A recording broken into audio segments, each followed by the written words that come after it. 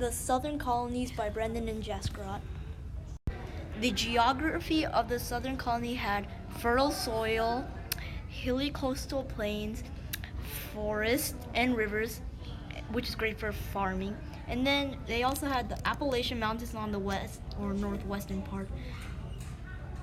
If you are a debtor coming to the southern colonies or Georgia, this is a good place for you, and we can accept any other religion like Puritans, Quakers, or any other. The southern colonies depended on the mid-Atlantic for livestock, and the northern needed cash crops for money. So basically, here's the thing. If this was not working, that means it would not give cash crops to the northeastern or mid-Atlantic colonies, and then the whole thing would just fall down basically.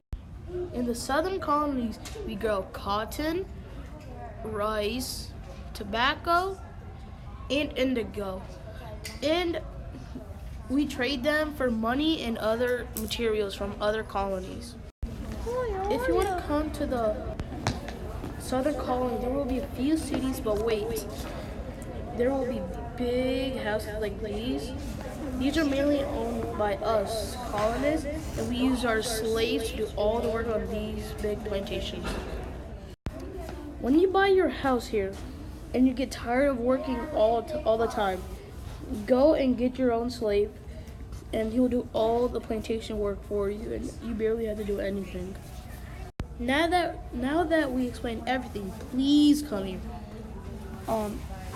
Also, you get to choose your own slaves, so come here and get rich. Also, there's enough space for your big or small family to live in your big house.